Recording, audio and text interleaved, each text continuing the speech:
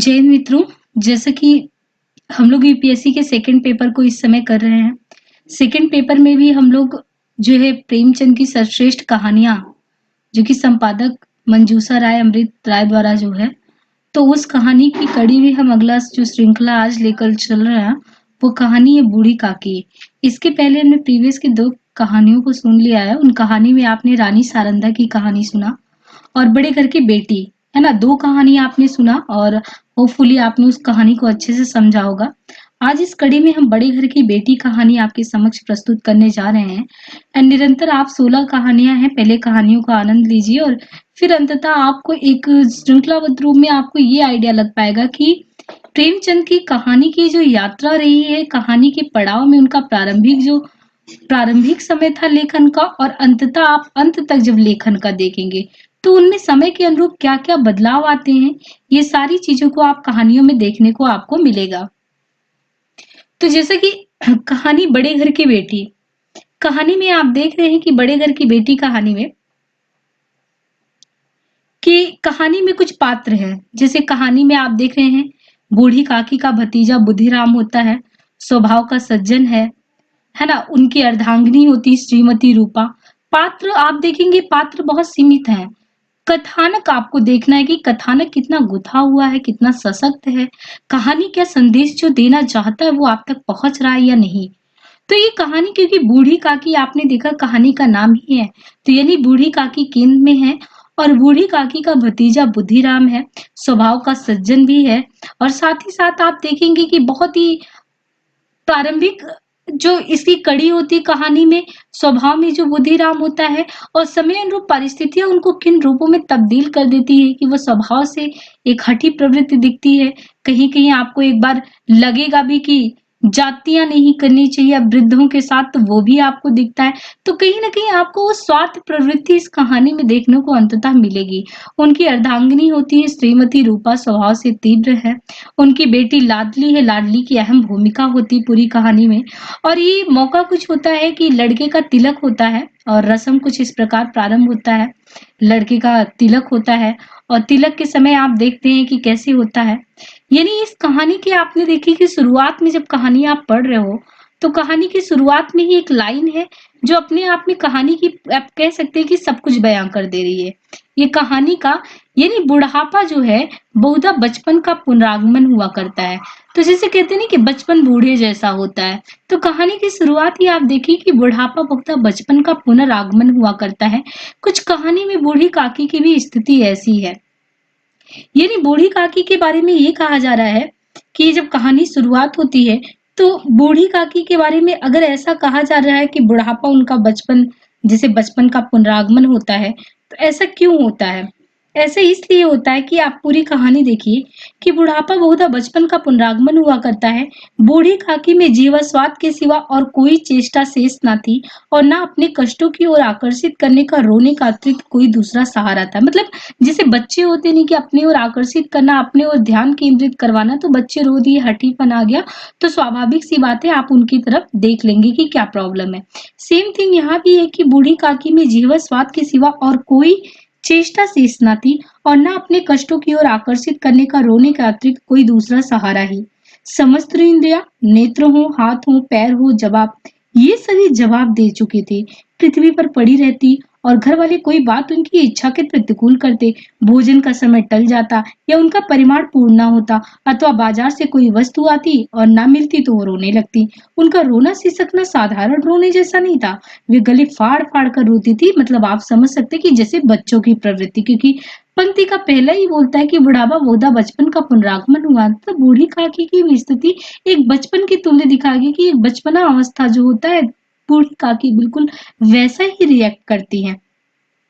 कहानी बताता है कि उनके पतिदेव जो होते हैं, यानी बूढ़ी काकी के उनके पतिदेव को स्वर्ग सिधारे कालांतर हो चुका था।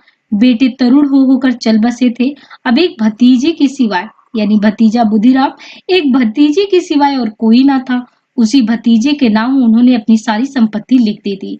भतीजे ने सारी संपत्ति लिखते समय खूब लंबे चौड़े वादे किए, किंतु वे सब वादे केवल कुली डिपो के दलालों के दिखाए हुए सब्ज बाग थे।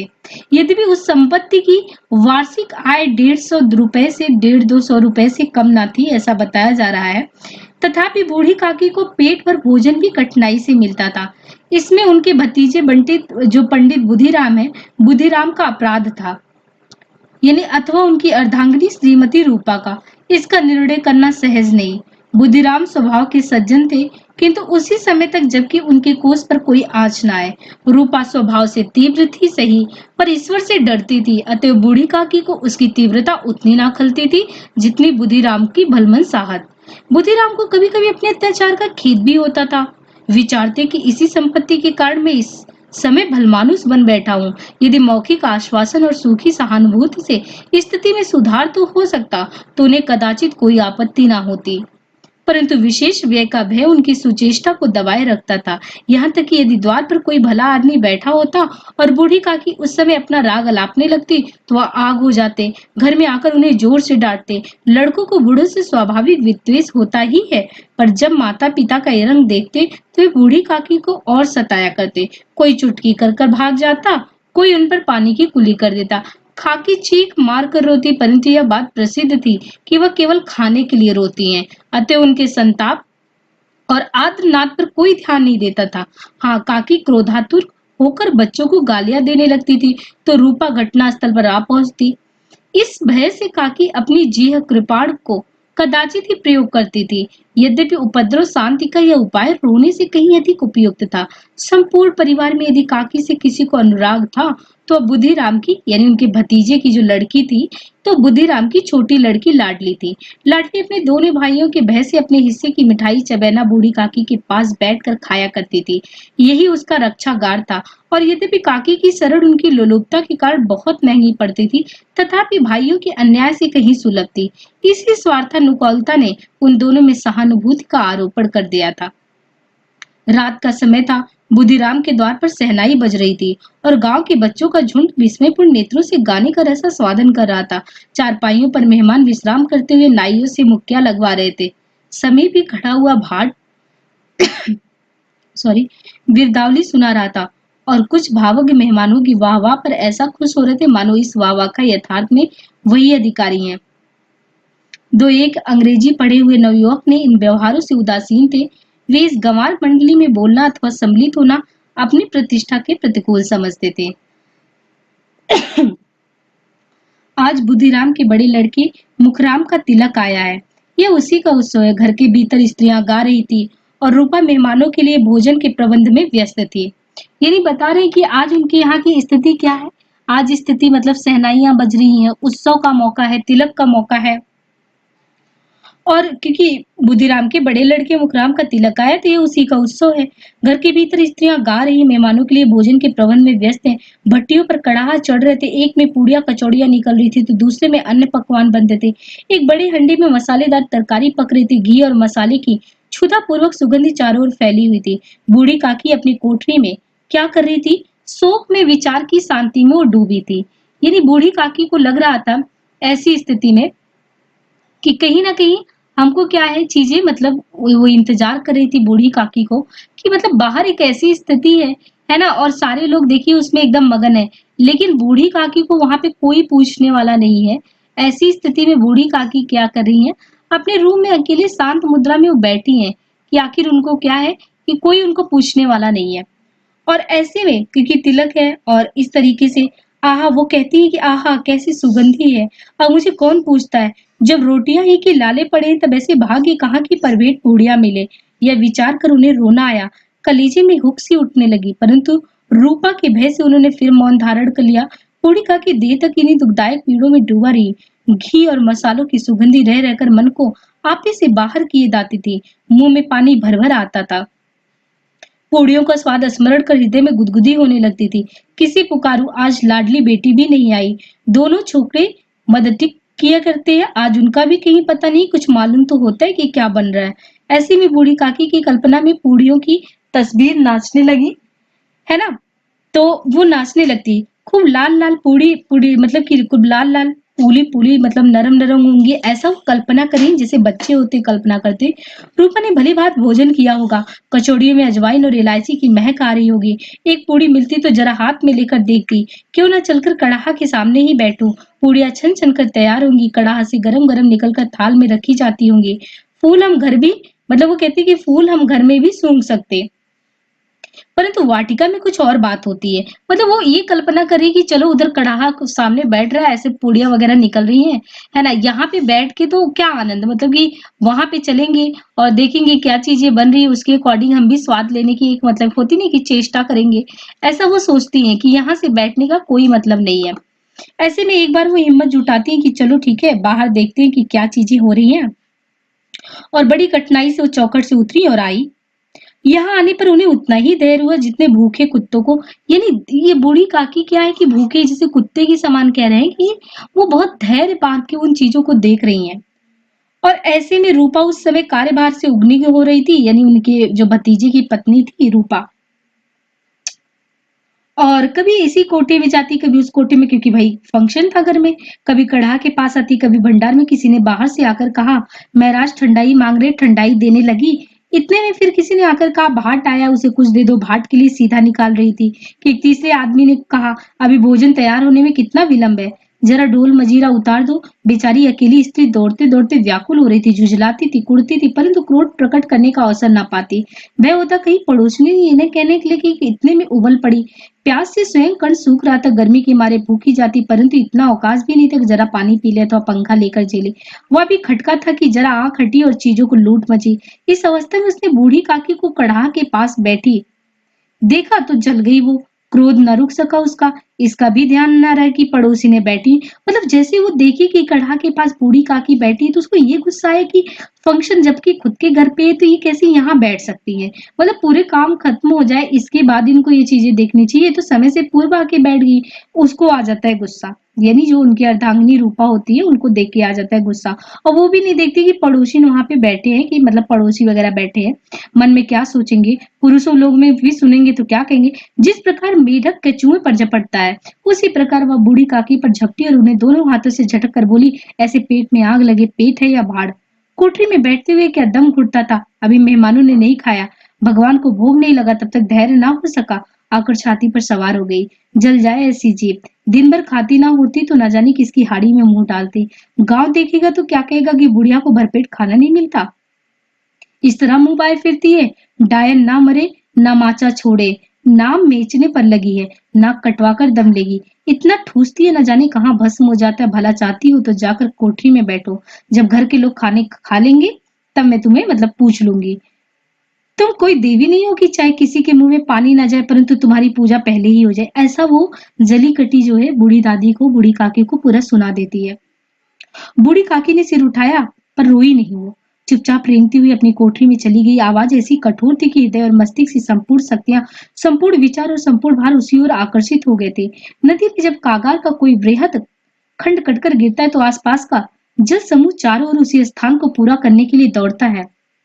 भोजन तैयार हो गया, आंगन में पतले पड़ गई, मेहमान खाने लगे। स्त्रियों ने जेवनार गीत गाना आरंभ कर दिया। मेहमानों के नाई और सेवकगण भी उसी मंडली के साथ किंतु कुछ हटकर भोजन करने बैठे थे, परंतु सभ्यतानुसार जब तक सबके सब खा ना चुके कोई उठ नहीं सकता था।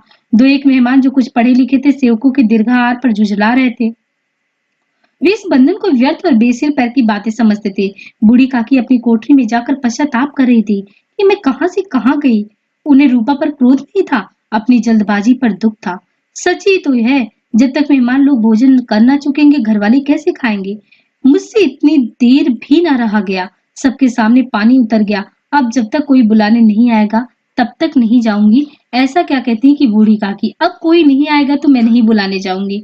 वो खुद कहती कि मैं अभी तक क्या करी, अपने पे क्या नियंत्रण नहीं रख पाई, मुझे अपने पे नियंत्रण रखना चाहिए था, ऐसा उनका मानना है। और इस तरीके से वो इंतजार अब करती रही। मन ही मन इसी प्रकार का विचार कर वो बुलाने की प्रतीक्षा करने लगी, परंतु घी की रुचिकर सुवास बड़ी धैर्य परीक्षक प्रतीत हो रही थी। उन्हें एक एक पल एक एक युग के समान मालूम होता, अब पत्तल बिछ गई होगी, अब मेहमान आ गए होंगे। लोग हाथ पैर धो रहे होंगे, नाई पानी दे रहा होगा, मालूम होता है लोग खाने बैठ गए होंगे। जेवनार गाया जा रहा है, यह विचार कर वो मन को बहलाने के लिए लेट गई। धीरे धीरे एक गीत गुनगुना लगी। उन्हें मालूम हुआ कि मुझे गीत देर हो गई। वो कहती मुझे गाते तो देर हो गई कि इतनी देर तक लोग भोजन कर ही रहे होंगे, किसी की आवाज भी नहीं सुनाई दी। अवश्य ही लोग खा पी कर चले गए होंगे, मुझे कोई बुलाने नहीं आया। रूपा चिढ़ गई है, क्या जाने न बुलाए।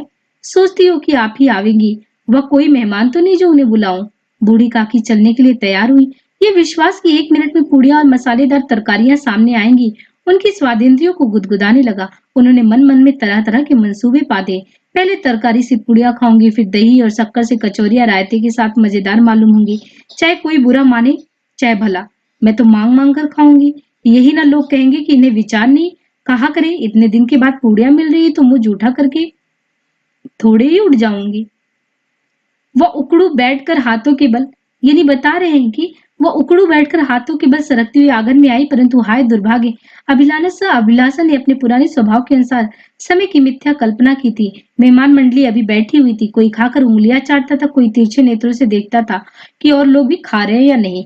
कोई इस चिंता में था कि पत्तल पर पूड़ियां छूटी जाती किसी तरह इन भीतर रख ले। कोई दही खाकर जीभ चटकारता था, परंतु दूसरा दोना मांगते संकोच करता था। इतने में बूढ़ी काकी रेंगती उनके बीच में जा पहुंची। कोई आदमी चौंक कर उठ खड़े हुए कही पुकारने लगी, अरे ये बुढ़िया कौन है, ये कहां से आ गई, देखो किसी को छूने ना दे। पंडित बुद्धिराम काकी को देखते ही क्रोध से तिलमिला गया। पूड़ियों का थाल लिए खड़ा था, थाल को जमीन पर पटक दिया और जिस प्रकार निर्दयी महाजन अपने किसी बेईमान और भगोड़े कर्जदार को देखते ही झपट कर उसका टेटुआ पकड़ लेते, उसी तरह लपक कर उन्होंने काकी के दोनों हाथ पकड़े और घसीटते हुए लाकर उन्हें अंधेरी कोठरी में धम से पटक दिया। आशा रूपी वाटका ले एक झोंके में नष्ट विनष्ट हो गई। भोजन कर चुके, परंतु बूढ़ी काकी को किसी ने ना पूछा। बुद्धिराम और रूपा दोनों ही बूढ़ी काकी को उनकी निर्लज्जता के लिए दंड देने का निश्चय कर चुके थे। उनके बुढ़ापे पर दीनता, हतज्ञान पर किसी को करुणा न आई। अकेली लाडली उनके लिए कुड़ रही थी। लाडली को काकी से बहुत प्रेम था। बेचारी भोली लड़की थी, बाल विनोद और चंचलता की उसमें गंध तक ना थी।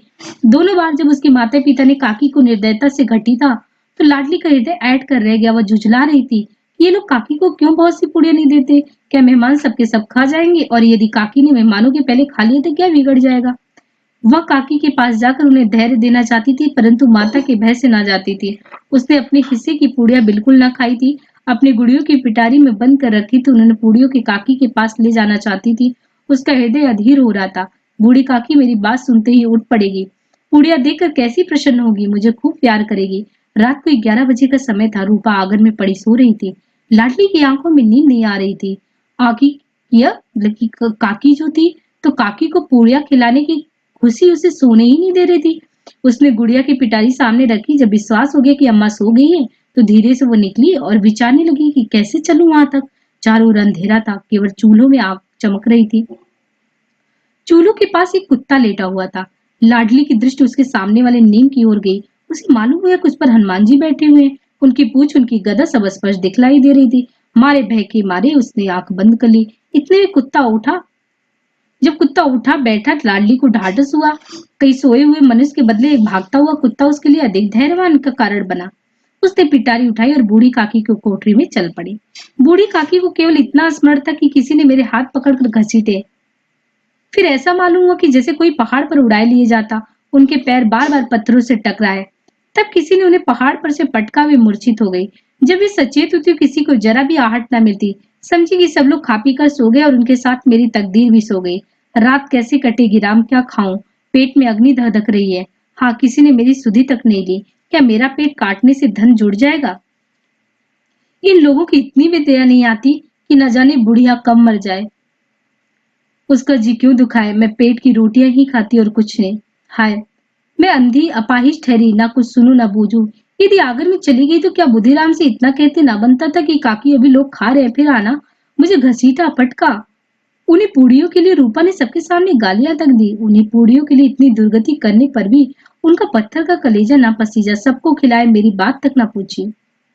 जब तक ही ना दी तब तक क्या देंगे, ये विचार कर काकी निराशा में संतोष के साथ लेट गई।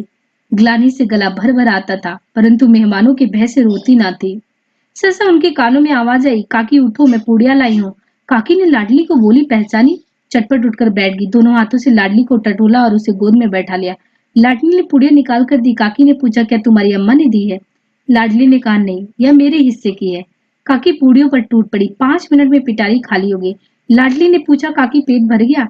जैसे थोड़ी सी वर्षा ठंडक के स्थान पर और भी गर्मी पैदा कर देती, उसी भांति इन थोड़ी पूड़ियों ने काकी की क्षुधा और इच्छा को और उत्तेजित कर दिया था। बोली, नहीं नहीं बेटी, जाकर अम्मा से और मांग लाओ। लाडली ने कहा, अम्मा सोती है, जगाऊंगी तो मारेगी। काकी ने पिटारी को फिर टटोला। उसमें कुछ खुरचन गिरे थे, उन्हें निकाल कर वे खा गई, बार बार ओठ चाटती, चटकारे भरती। हृदय सम्मोच रहा था कि और पूड़िया कैसे पाऊं।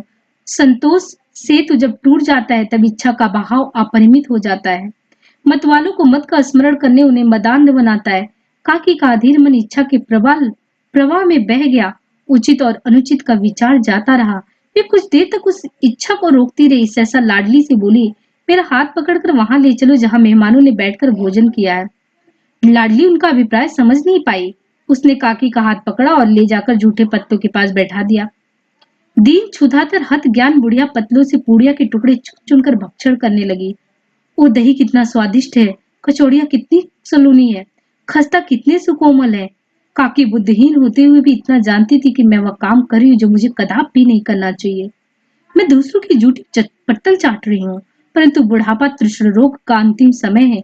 जब संपूर्ण इच्छाएं एक ही केंद्र पर आ लगती हैं तो बूढ़ी काकी में केंद्र उनकी स्वादेंद्रियां थी। ठीक उसी समय रूपा की आंखें खुली। उसे मालूम हुआ कि लाडली मेरे पास नहीं, वह चौकी चारपाई की इधर उधर ताकने लगी कि कहीं नीचे तो नहीं गिर पड़ी। उसे वह ना पाकर वहां उठी तो क्या देखती कि लाडली जूठले पत्तों के पास चुपचाप खड़ी और बूढ़ी काकी पतलों पर से पूड़ियों के टुकड़े उठा उठा कर खा रही है। रूपा के हृदय सन्न हो गया। किसी गाय की गर्दन पर छुरी चलते देखकर जो अवस्था उसकी होती वही उस समय उनकी हुई। एक ब्रह्मांडी दूसरों की जूठी पतली टटोले, इससे अधिक सांक में दृश्य असंभव था। पूड़ियों के कुछ ग्रासों के लिए उसकी चचेरी सास ऐसा प्रतीत हो रहा था कि निकृष्ट काम कर रही है। यह वह दृश्य था जिसे देखकर देखने वालों के हृदय कांप उठते। ऐसा प्रतीत होता मानो जमीन रुक गया, आसमान चक्कर खा रहा है, संसार पर कोई आपत्ति आने वाली है। रूपा को क्रोध न आया। शोक के सम्मुख क्रोध कहाँ, करुणा और भय से उसकी आंखें भर गई। इस अधर्म के पाप का भागी कौन है, वो प्रश्न करती है। उसने सच्ची हृदय से गगन मंडल की ओर हाथ उठाकर कहा, परमात्मा मेरे बच्चों पर दया करो, इस अधर्म का दंड मुझे मत दो, नहीं तो मेरा सत्यानाश हो जाएगा। रूपा को अपनी स्वार्थपरता और अन्याय इस प्रकार प्रत्यक्ष रूप में कभी न देख पड़े थे। वह सोचने लगी, हाय कितना निर्दयी हूँ। जिसकी संपत्ति से मुझे 200 रुपए वार्षिक आय हो रही है, उसकी यह दुर्गति और मेरे कारण। हे दया में भगवान, मुझसे बड़ी भूल हो गई, मुझे क्षमा कर दो। आज मेरी बेटी का तिलक था, सैकड़ों मनुष्यों ने भोजन पाया, मैं उनकी इशारों की दासी बनी रही, अपने नाम के लिए सैकड़ों रुपए व्यय कर दिए, परंतु जिसकी बदौलत हजारों रुपए खाए, उसे इस उत्सव में भरपूर भोजन तक नहीं मिला। केवल इस कारण तो वह वृद्धा असहाय है। रूपा ने दिया जलाया, अपने भंडार का द्वार खोला और एक थाली में संपूर्ण सामग्रियां सजाकर लेकर बूढ़ी काकी की ओर चल दी। आधी रात जा चुकी थी। आकाश पर तारों के थाल सजे हुए थे और उन पर बैठे हुए देवगढ़ स्वर्गीय पदार्थ सजा रहे थे, परंतु उनमें किसी को वह परमानंद प्राप्त न हो सकता जो बूढ़ी काकी को अपने सम्मुख थाल देकर प्राप्त हुआ। रूपा ने कंठारुद्ध स्वर में कहा, काकी उठो, भोजन कर लो, मुझसे आज बड़ी भूल हो गई। उसका बुरा ना मानना, परमात्मा से प्रार्थना कर दो कि मेरा अपराध क्षमा कर दे। भोले भाले बच्चों की भांति जो मिठाइयां पाकर मार और तिरस्कार सब भूल जाता है, बूढ़ी काकी वैसे ही सब कुछ भुलाकर बैठी हुई खाना खा रही थी। उनके एक एक रोए से सच्ची साद इच्छाएं निकल रही थी और रूपा बैठी स्वर्गीय दृश्य का आनंद लेने में निमग्न थी। तो आपने देखा ये घटना के माध्यम से प्रेमचंद जी ने कि मनुष्य जब अपनी मानवता से कैसे विमुख हो जाता है, स्वार्थपरता उस पर इतनी हावी हो जाती है जैसे रूपा के ऊपर हावी हुई कि यानी जो बूढ़ी काकी अपने जमीन जायदाद का सब कुछ किसको, अपने भतीजे के नाम कर चुकी थी, वो भतीजा भी वो सामाजिक जो होता नहीं कि समाज में हम कुछ चीजों को दिखाना है, समाज में मान प्रतिष्ठा को कायम करना है तो ज्यादातर खर्च करना है, लेकिन उसमें इंसान अपने को कैसे भूल जाता है। बूढ़ी काकी वृद्ध है, असहाय है और उनकी ही जमीन जायदाद को लेकर ये खुद को धनी मान रहे, खुद बढ़ रहे हैं। और क्योंकि लोगों के समक्ष बूढ़ी काकी को इस प्रकार ना प्रस्तुत किया जाए कि इनकी बेइज्जती हो, जैसी कि एक परसेप्शन धारणा बन जाती है लोगों की, इन सारी चीजों पे यथार्थ की कटुता को आदर्शवादी जो मोती होती इसमें पिरो के हमारे समक्ष प्रेमचंद जी ने ये रखने का प्रयास किया है कि हर एक इंसान को ये चीज समझना चाहिए कि हम पे हमारा स्वार्थ इतना नहीं हावी हो, हम अपनों से दूर हो जाए। दूसरों को दूसरों को सिर्फ इसलिए सुख दे रहे, दूसरों को इसलिए खिला पिला रहे क्योंकि वहां हमें मान सम्मान मिलेगा, और अपने को हम इसलिए तिरस्कृत भावना से देख रहे क्योंकि वो असहाय है, वहां मेरी मान प्रतिष्ठा की बात नहीं है। तो कहीं ना कहीं ये आज जितने भी आप देखते कि वृद्ध समूह है ना, उन सभी की समस्याएं हैं, और इसके माध्यम से प्रेमचंद जी ने ये दिखाने की कोशिश की, ये आज की समस्या है, समाज के हर वर्ग की समस्या है कि जाति एक समस्या, मतलब कि जिस प्रकार बाल्यावस्था में, उसी प्रकार आप देखिए कि वृद्धावस्था दोनों मिलकर एक हो जाता, और दोनों की अवस्था में आप ना बच्चे को बोल सकते हैं ना बुजुर्ग को बोल सकते। ये हमारी गलत धारणा है कि हम उन्हें समझ नहीं पाते। तो कहीं ना कहीं एक सामाजिक संदेश दिया है कि हमें इस चीज में सुधार लाना चाहिए, उनको अपना समझना चाहिए, उनकी गलतियों को बिल्कुल बचपना की तरीके से समझना चाहिए। क्योंकि आपने ये पंक्ति, जब आपने कहानी की शुरुआत किया तो कहानी की शुरुआत में ये एक चीज समझ लिया कि किस प्रकार उन्होंने कहा कि जो वृद्धावस्था है, बुढ़ापा बहुधा बचपन का पुनरागमन हुआ करता है। वही चीज पूरी कहानी के माध्यम से स्थापित करने की कोशिश की है कि कोई फर्क नहीं पड़ता बूढ़ी काकी को, फर्क तो आपको पड़ना चाहिए। आप समझदार थे, आपने उनके साथ अन्याय किया था, सोचना आपको था।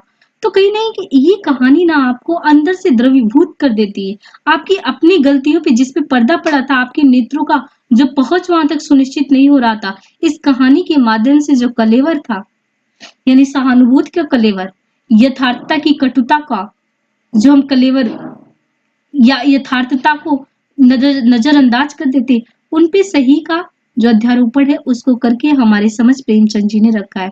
ओवरऑल 16 कहानियां, 16 कहानियां हम क्रमशः इन कहानियों को पढ़ते चलेंगे, और आपने जैसा कि कहानी के माध्यम से देख भी लिया कि प्रेमचंद जी की जितनी भी कहानियां हैं, कहीं पे आपको आदर्शवाद दिखेगा, कहीं यथार्थवाद दिखेगा, जीवन के अलग अलग संदेश आपको मिलेंगे, है ना। तो इसी तरीके से क्रम रूप में आपकी कहानियां, ये कहानियों की कड़ी चलती रहेगी। होपफुली आपको कहानी समझ में आ रही हो। अंततः जो क्वेश्चन आते हैं कहानी से, उस पर हम लोग डिस्कशन करेंगे। अभी तो फिलहाल आप कहानी सुनिए और प्रेमचंद जी की दृष्टि देखिए कि बड़े घर की बेटी में वो किस प्रकार बड़े घर की बेटी को लेके जो परसेप्शन था उनको तोड़ते हैं। रानी सारंधा की कहानी में एक बुंदेली, या जो हम गर्ल्स को यानी लड़कियों को उस तरीके से नहीं समझते, तो उस तरीके से बुंदेली जो रानी सारंधा होती है, उनके माध्यम से आन बान सम्मान की एक कथा किस प्रकार गुथी गई है। इसी प्रकार आप देखते हैं यथार्थता के कलेवर में बूढ़ी काकी जो हर एक घर की समस्या, ज्यादातर परिवारों की समस्या, जब विघटन की समस्या, तो किस प्रकार वृद्धावस्था में समस्याएं उनके समक्ष होती, उनको उजागर करने का प्रयास प्लस समाधान, यानी हृदय परिवर्तन के माध्यम से, रूपा के हृदय परिवर्तन के माध्यम से उनकी समस्याओं को इंगित करके आपके समक्ष ये भी रखा गया है। आगे अनगिनत कहानियों में आप चीजों को देखेंगे और इस प्रकार प्रेमचंद जी को समझ पाएंगे। होपफुली ये सेशन आपके लिए बहुत ही हेल्पफुल रहा होगा। अपनी प्रतिक्रिया से जरूर अवगत कराएं।